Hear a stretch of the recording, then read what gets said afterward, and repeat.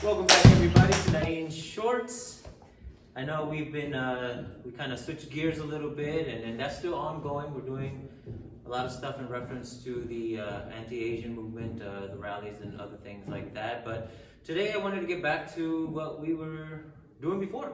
You know, just talking about training, talking about what it is that really goes on, more importantly up here, in reference to what we're learning and how we're learning it. Because it makes a big difference how you go about doing something versus what it is that you're actually doing. Today I wanted to talk about progression. Now, in its most basic, progression is moving on to the next thing. So physically speaking, we're talking about you learn a specific kata or pinyon or whatever exercise it may be, and you add the next one, and that's your progression. You get to the next one, and you're progressing in whatever it is you're doing. But does that progression mean improvement? Are they the same thing? For me, no, they're not. Learning something, say like example, the ABCs. I learn A through Z. I know 26 letters. But does that mean that I've improved in any way? Do I know how to use those letters to write a sentence? If I know how to write sentences, do I know how to write paragraphs? Do I know punctuation? Can I convey the ideas that I want to convey as eloquently as I'm speaking now in writing? No, that would require improvement on understanding how to use those letters. And that's what I really want to discuss now is when our training,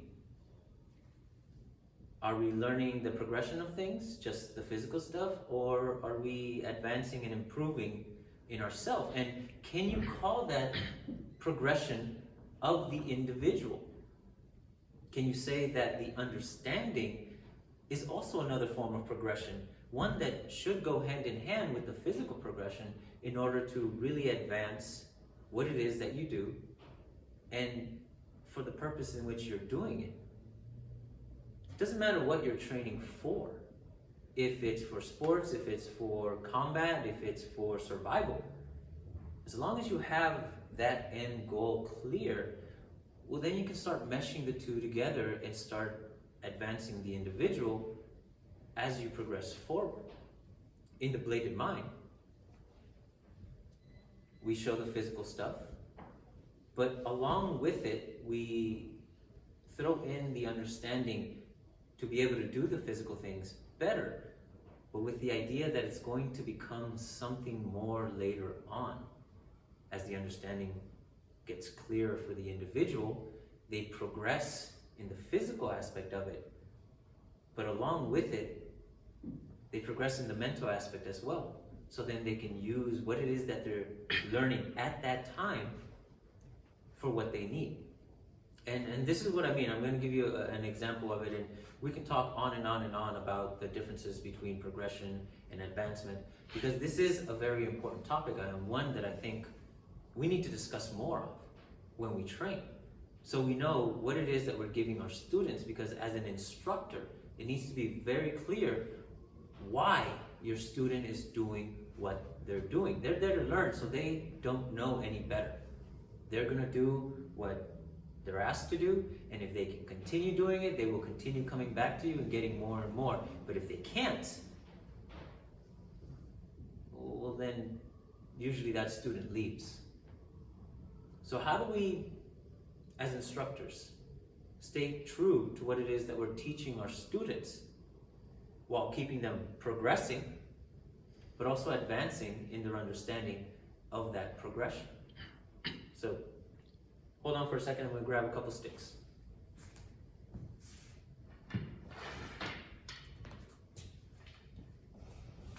So this is one of our basic stretching exercises. And I'd like to emphasize this is a stretching exercise.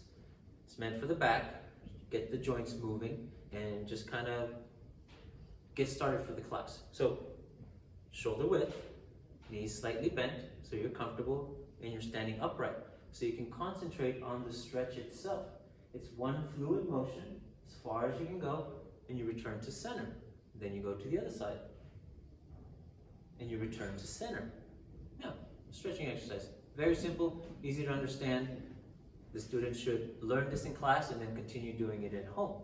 Then we add arm movements. So if I stretch to my right, as I return to center, my right arm extends. I get the tip as far away from me as possible, and I go down in a diagonal line, and I end up at my head. Then I'm going to make a line across, return up here. I'm going to extend forward, and I'm going to pull back. Now that is gross motion, all of which start off with the rotation of the back, the stretch. Now I'm stretching to the left. Here comes the left arm, here comes the other movement, this one, and back. Now that's level 1, gross motion. You can just do the movement, yay, success. Level 2 then becomes the details. Now the details are not parameters on how to swing a stick, because really that's not what we're teaching. It's a stretching exercise, and the movement is what we're trying to understand. The sticks themselves are learning tools, because it's a big object. I can actually see, oh wait, that's the right angle, no, that's the wrong angle, oh, that's skewed, no, I should correct it here. It's a way to correct yourself, and we give you the parameters so then you're able to see those corrections. For example, in this particular exercise, we use a bladed mentality. In other words, this round stick is a blade. And I'm not going to go into all the details that coincide with that particular idea. I'm just going to use the tip for now, the furthest point of the stick from your hand. So as I stretch and I return to center, I don't extend out here. I extend right in front of me at neutral ground as my body twists. The tip of my stick is going to extend as far as it can. And what I'm going to reference is my shoulder and my knee, and I'm going to draw a line from shoulder to knee and end up here. Okay? Now, from here, I'm going to come across at about belly level, same level as where my stick is right now. I'm going to come out, and again, I'm going to concentrate on getting the tip to my center line. So if I had an opponent in front of me, I'm cutting right across his belly, and I'm returning here. There's my turn. Now, I'm going to extend forward in a straight line, which looks like a punch. So my punch is going to be low. Now the reason why is because, again, I'm concentrating on the tip of my stick hitting the face right in front of me. From here, I'm going to pull all the way down, make sure I'm almost scraping the ground and coming right back up. Now these are the details that we give them. More can be added, but it's all to refine this particular motion. All it is an exercise. In the mind of the student, as we progress in the levels, it is nothing more than an exercise. We can start adding variation, we can start adding feet movement as we go along, as we do the 3 motions. Now this side. Fairly sloppy still, because with each variation we have to then adapt the details and make sure that we can refine that movement with the variation itself. But at the end of the day, it is the understanding of those details and the reason behind them that allow the student to progress on to the next phase. Because if they don't understand why they're doing what they're doing, at whatever level it is that they're doing it in, what incentive do they have to move on to the next one or to progress further in what it is they're trying to understand? Now, I'm going to put these down because we're not teaching people how to swing a stick. We're teaching motions: diagonal, horizontal, linear. That's it. That's the motion we're using. But if you notice, it's the entire body that's being involved. And anyone who's done any martial arts or really anything physical for a long period of time or has reached a certain level knows that it's never just the arm. When you pitch a ball, the entire body is used to get that ball going. Basketball, when you're fighting, when you're punching, it's the entire body that's involved in that one punch. It's not just the arm. So from the get-go, from a simple stretching exercise, it is ingrained into our students that they will use their entire body in reference to achieve these motions. What these motions become later on is the progression, not of the physical aspect, but of the mental. To understand, oh, well, I don't have a stick. What if I have a knife? Well, these are cuts now all of a sudden. What if I don't have a knife? What if I just have an empty fist? Well, now there's strikes that they can become. But even more so than that, breaking it down a little further and really getting to a deeper understanding of what these things can become, I'm going to ask Kuya Rick to join me here for a moment. Coming. Hello. Hello, Rick. If we break down the idea of the positioning of when you're holding two sticks to what it is now, and again, this is very basic.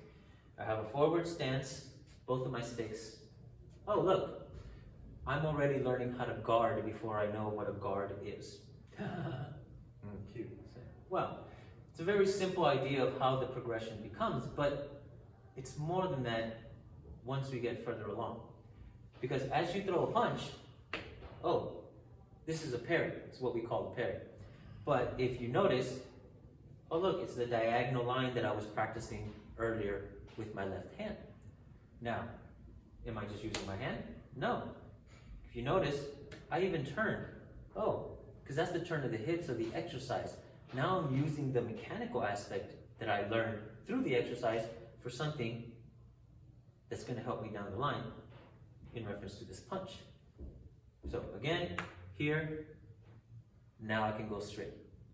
Because we never tell the students that the motions that we teach you are always going to be in that order. We break it down to understand with this one, oh, okay. I know how to do these things, and what they can become later on is going to be dependent on what I need. I can break them up whichever way I want. So, he throws another punch. Oh, here's my turn. What would be my next move? Diagonal, right? Simple chop there. From here, there's my linear strike there. And it became a strike because of the situation itself, but the movements, diagonal, horizontal, linear. The very same movements that I was just doing with sticks, which for all intents and purposes look like a strike, with sticks is now being used with empty hands. This is the type of progression that we want to emphasize in the bladed mind, so then the students aren't bogged down with one idea of how to use that particular movement, but rather how to understand the movement so well that it can become anything they need for that moment. This is the type of progression that I think, or I personally believe, is important for students to grow. One of the reasons why we keep our classes small and individualized, because we want that individual to grow within themselves more so than carry on the actual art. Anything you like that? No, this is your shorts. I had Speedos. Thank you very much, Rick. Awesome. You did good. Progression. It's inherent in everything that we do. We move from one phase to another, to another, to another. But what we learn along the way is what's going to advance our ability to use that progression effectively in anything that we do. And I think as instructors, we really need to emphasize that to our students, so we don't do a disservice to them and they continue to come back to get more. Because there is no plateau. There is no mountaintop. It is just constant growth. And if that's your focus, then join me in being able to advance as much as we possibly can. All right, thank you very much. Till next time, this has been Nain's Shorts. 3, 2, 1, cut!